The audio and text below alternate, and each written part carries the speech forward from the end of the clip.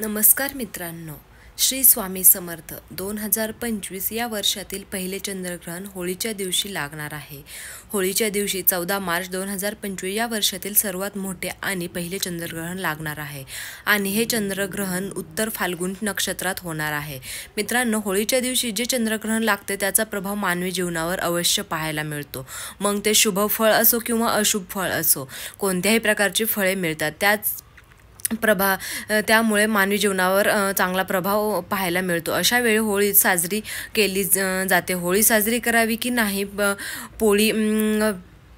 होळी आदल्या दिवशी साजरी करावी याबद्दल सर्व माहिती आपण या व्हिडिओद्वारे पाहणार आहोत. तसेच कोणत्या राशींचे नशीब चमकणार आहे, कोणत्या राशींना मिळणार आहे धन, हे देखील आपण या व्हिडिओमध्ये पाहणार आहोत. त्यामुळे तुम्ही हा व्हिडिओ शेवटपर्यंत नक्की पहा. चॅनलवरती नवीन असाल तर चॅनलला सबस्क्राईब करा, सोबतच बेल आयकॉनलाही क्लिक करा, जेणेकरून आमच्या लेटेस्ट नोटिफिकेशन तुमच्यापर्यंत पोहोचेल आणि तुम्ही एक पण व्हिडिओ मिस करणार नाही. तर मित्रांनो, हे वर्षातील पहिले चंद्रग्रहण 14 मार्च 2025 लागणार आहे. हे ग्रहण फाल्गुन शुक्ल पक्षाच्या पौर्णिमेला लागणार आहे. ग्रहण प्रारंभ होण्याची वेळ सकाळी 9:29 असेल आणि ग्रहण समाप्ती दुपारी 3:29 होईल, परंतु त्याचा प्रभाव सगळ्यांच्या राशींवर पडणार असेल. चंद्रग्रहण America, Japan, Ireland, Spain, England इत्यादी ठिकाणी सहजरित्या दिसेल. मित्रांनो, याचे अशुभ परिणाम मानवी जीवनावर अवश्य पडतात. जे राहू केतू आहेत ते सूर्य आणि चंद्रयान यांसारखे पवित्र तारे आहेत, हे संपूर्ण जगाला प्रकाशित करतात. मित्रांनो, ग्रहणाच्या काळात केलेल्या उपायांचे चांगले फळ आवश्यक प्राप्त होते असे देखील सांगितलं जातं. त्यामुळे या काळात महालक्ष्मी मंत्र अवश्य जप करा. तसेच ग्रहण काळात प्रवास करण्यात टाळावं, कारण ग्रहण काळात प्रवास केल्याने दुर्घटना होण्याची संभावना वाढते. तसेच या काळात प्रवास केल्याने व्यक्तींचा अकाली मृत्यू देखील होऊ शकतो. त्याचबरोबर मित्रांनो, प्रवास करत असाल तर इष्टदेव व देवांचं नामस्मरण अवश्य करा. शक्य असल्यास घरीच राहा. त्याचबरोबर प्रयत्न करा की ग्रहणाच्या प्रकाशात घराच्या आत राहावा. ग्रहणाचा प्रकाश येणार नाही, जेणेकरून तुमच्यावरती ग्रहण हे कधीही मोकळ्या डोळ्यांनी पाहू नये. असं म्हणतात की मोकळ्या डोळ्यांनी ग्रहण पाहिले तर व्यक्तीची बर्बादी होते, त्यांच्या आयुष्यात संकट येतात. ग्रहणाच्या आधी काही ग्रहणानंतर स्नान अवश्य करावं. असं केल्याने ग्रहणाचा कोणताही नकारात्मक प्रभाव आपल्यावरती राहत नाही. त्याचबरोबर सुतक काळातही खाऊ पिऊ नये. ग्रहणाच्या काळात काही जेवण उरले असेल तर ग्रहण संपल्यानंतर ते जेवण खाऊ नये. नवीन अन्न बनवावे आणि मगच तर ते खावे. ग्रहणातील जेवण खाल्ल्याने तुमच्या शरीरावर आजार निर्माण होतात, हे तुमच्या कुंडलीतील दुर्भाग्य घेऊन येतात असे देखील सांगितले जाते. राहिलेले जेवण तुम्ही गोमातेला देऊ शकता किंवा स्वतः जर खाणार असाल तर त्यामध्ये तुळशीचे पान टाकून नक्की खा. ग्रहण काळात गर्भवती स्त्रियांनी घराच्या बाहेर पडायचं नाहीये. कोणत्याही परिस्थितीत ग्रहण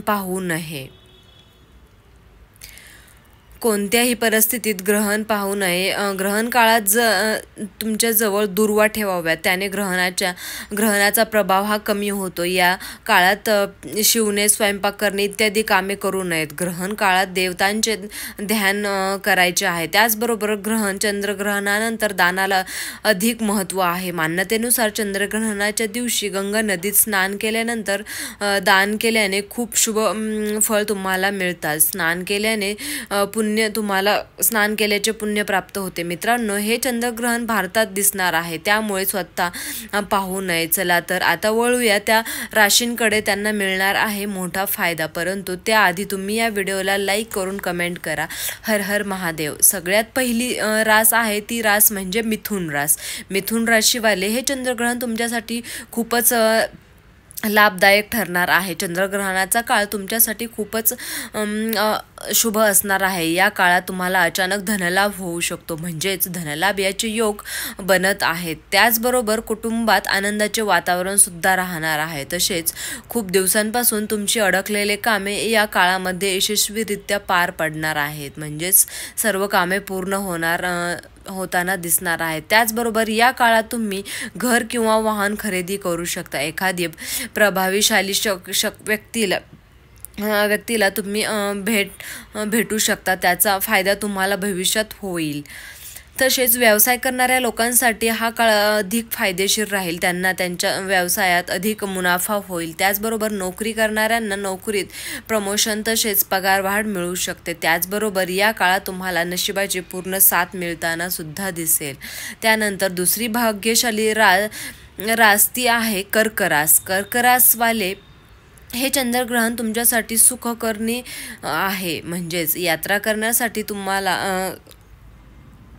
हा काळ खूप महत्त्वाचा आहे, म्हणजे चांगला आहे. ती यात्रा तुमच्यासाठी लाभकारीच राहील. कर्क राशींसाठी हे ग्रहण खूप शुभ सांगितलं गेलं आहे. तुम्हाला खूप जास्त लाभ या काळात मिळताना दिसेल. कोणत्या ना कोणत्या माध्यमातून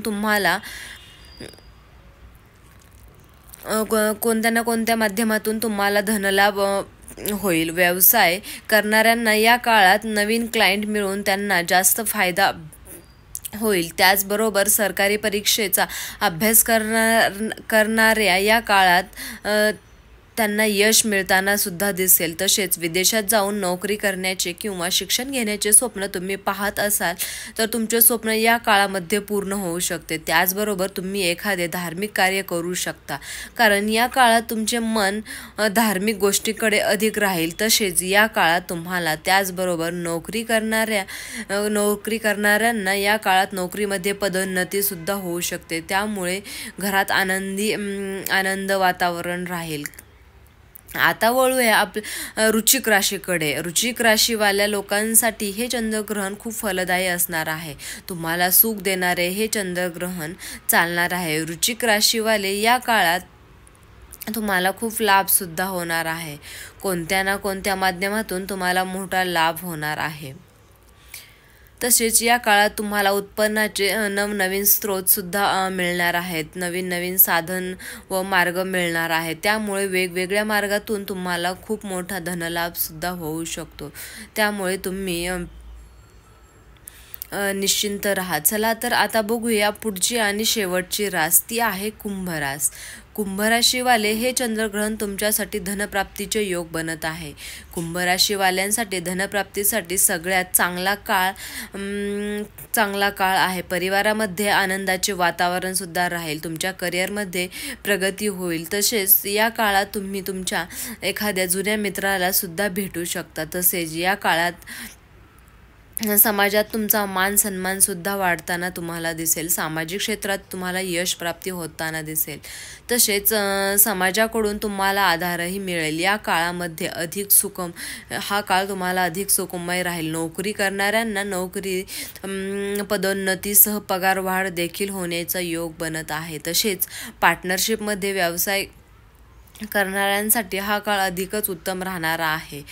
त्याचबरोबर यात त्यांच्या राशी आहेत ज्यांना चंद्रग्रहणाचा होणार आहे लाभच लाभ मिळणार आहे. जर तुम्ही या व्हिडिओ शेवटपर्यंत पाहिले असेल तर तुम्हा सर्वांचे मनापासून आभार. तुम्ही तुमच्या यशाच्या प्रवासासाठी व्हिडिओला लाईक करा आणि खाली कमेंट बॉक्समध्ये श्री स्वामी समर्थ असे लिहा, जेणेकरून स्वामींची कृपा तुमच्या जीवनावर सदैव राहील.